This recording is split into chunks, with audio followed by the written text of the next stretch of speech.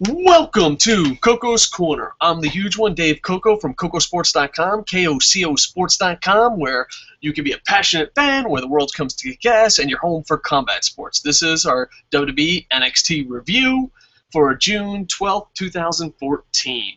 Like every other show we do, please put down in the comments if you thought this was a win, loss, or tie. So we do try to keep track of it. We see what the internet infantry thinks, and we like to hear, try to be as interactive as we can.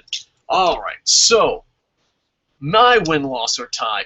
I'm going to give this, I almost want to give it a weak win, but I'm going to give it a tie. It was better than Raw. It wasn't as good as main event. It was, I don't know, it may be passable. It's probably been the worst NXT show in a while, but that's not really saying much because NXT has been great. So let's break it down match by match. If I were you, I'd definitely skip the first two matches. One is, let's get every diva fucking possible in a match. You got Paige, Emma, and Bayley defeated Charlotte, Sasha Banks, and Summer Rae, the BFFs. It was slow.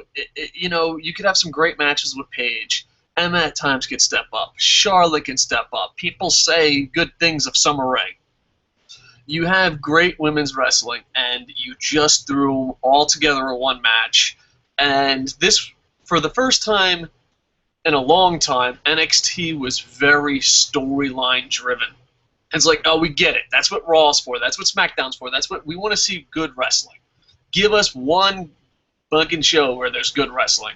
The BFFs are fighting, not fighting. Oh, are they going to turn on each other? It's a skippable match. Then, I don't know what to say, but you got Colin Cassidy defeated Sylvester Lefort. I'm probably mispronouncing that. He's some French guy. I don't know much about this, and I don't know much about these wrestlers. But from what I've seen, I was not impressed. This was indie level at its finest. Earlier today and yesterday, depending on what time zone you are, WWE cut 11 people, 10 wrestlers, or well, you just say 11 people, because they cut 11 people. Yoshitatsu, Brodus Clay, there's so many great fucking wrestlers they cut. And Colin Cassidy defeating Sylvester Lefort, they still got their jobs. It makes no sense. This match is skippable at best. Then you had Sami Zayn defeat Mr. NXT. Mr. NXT was Bo Dallas under a mask, which, no spoilers if you're hearing the review. They showed that in the beginning. JBL signs him. I don't know about you. I have a weakness for guys that get fired, suspended, coming back under ridiculous gimmicks. Even John Cena's did it before. Dusty Rhodes was really famous for doing it. Hulk Hogan has done it. It's a little bit of a cheeseball storyline, but I actually really, really enjoy it. The match was decent. The crowd is really into Sami Zayn, and hopefully he gets called up to the main roster soon, but who knows? The guys jumping to NXT have been doing really bad, and Vince and WWE, according to internet reports, are really getting pissed off at the new guys that make it. I wonder. That's another topic for another day, but I enjoyed this match. It was very entertaining. I have a soft spot in my heart for I got suspended, fired. I know it's a bit cheesy, but I actually enjoy it. Sami Zayn does unmask him to see Bo Dallas. The fans were really into it. Then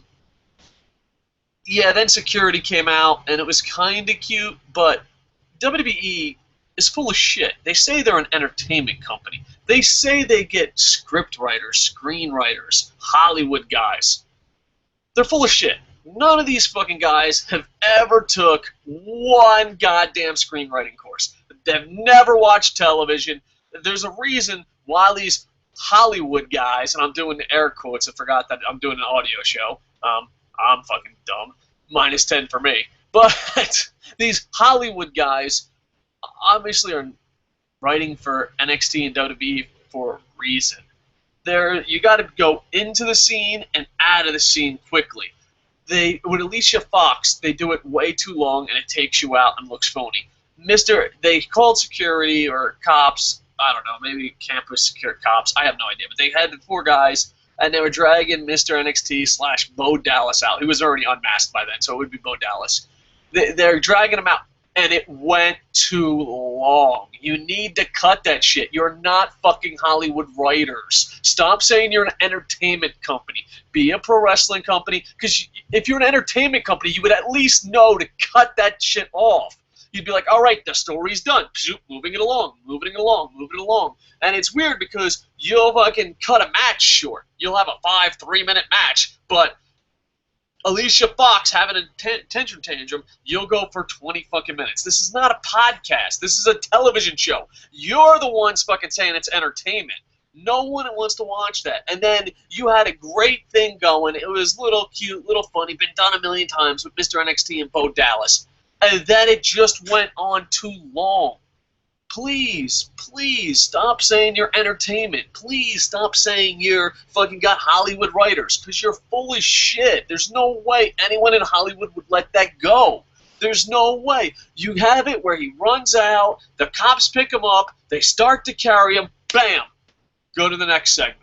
Same thing with Alicia Fox. She gets angry, she gives the camera guy a wedgie, cut, right there. You get the fucking story, and it doesn't have to drag on forever. You have to know what your form of entertainment is. If you are doing radio, podcast, no, repeat the shit. Drag it out, because that's the form of entertainment. If you're writing a novel, drag it out. But if you are doing a television show, entertainment show, dude, you gotta cut that shit out. You bam, bam, gone. You could tell the story of Alicia Fox and Bo Dallas and cut it a lot short. So every time fucking Stephanie McMahon's like, oh, we're not gonna hire wrestling fans, we're not gonna hire promoters and bookers on the indie level because they don't know entertainment. Well, your fucking Hollywood writers don't know shit.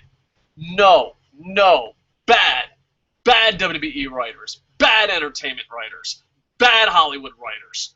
You would not do that on a decent, good television show. They wouldn't do that on. If these are screenplays, television productions, you would, ironically, you're at Full Sail. These stories would not pass Full Sail's evaluations. So you're running shows in NXT in Full Sail, being an entertainment company, having Hollywood writers, and they couldn't pass a class at Full Sail to write scripts. You have a fucking problem. You have a problem, and it's not Yoshitatsu's fault. All right, moving along. I enjoyed it, just the segment went way too long. Now, this match is a very interesting match. It is two great athletes. NXT champion Adrian Neville defeated Tyson Kidd. The build-up to this match on this show was amazing. The storyline was decent to good. Decent to good. Yeah, you don't have to repeat the storyline again. Again, know your form of media. If you're in radio and you're Jim Rome, yeah, you can repeat the same shit over and over because you have to fill up 4 hours.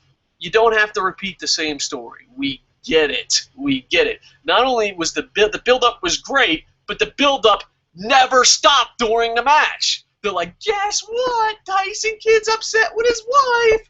All right, we get it. We fucking get it. We saw the fucking build-up. You did a great job at build-up. But when the match starts, here's an idea. Stop the build-up. Okay? Just stop. We fucking got the build-up. We got it. Check. Got it. Don't need it. This is a very... They're at their big event. I want to call it a pay-per-view, but TakeOver. This was a great match. This was so storyline driven and so slow. You took what is great about these two wrestlers and made it. You made something awesome into above average.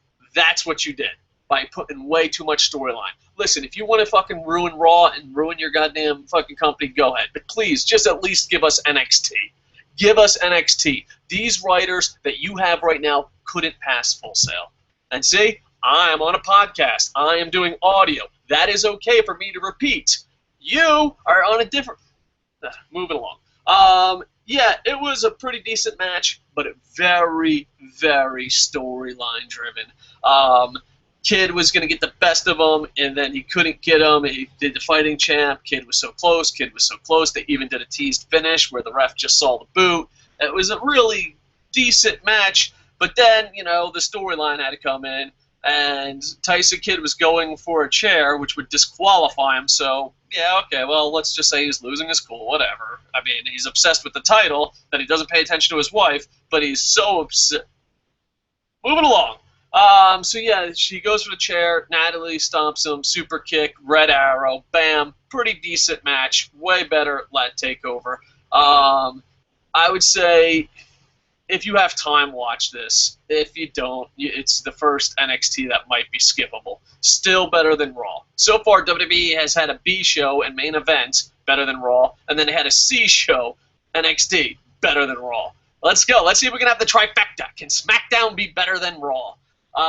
Yeah, I'm going to give it a tie, and maybe it's NXT. I just expect more. So maybe you could say a weak win, and I could hear it. So, all right. So, yeah, I think that's it. Don't have much more to say. So I hope you enjoyed the podcast, the review. If you did watch NXT, please put win, loss, or tie. Tell me what you thought about it, and maybe you prefer more storylines. Maybe you're like, oh, I want nothing but storylines. But with Impact being nothing but storylines the last couple weeks, and don't worry, the Impact review is coming. Raw being nothing but storylines. WWE mostly being nothing but storylines. And then you have NXT, and you do a great show. What? Why? NXT is good. I know what we can do. Dun-dun-dun! Let's WWE it up. Yeah, so I give it a tie. Still better than Raw. All right, go to Kocosports.com, Kocosports.com. It's where it's okay to be a passionate fan, your home for combat sports, and where the world goes to kick ass. You can also buy your Internet Infantry t-shirts there. That would be awesome. I'd really appreciate it. And, yeah, with that, my kids are screaming. I don't know if you can hear that. I should probably just end it. And with that, I am over.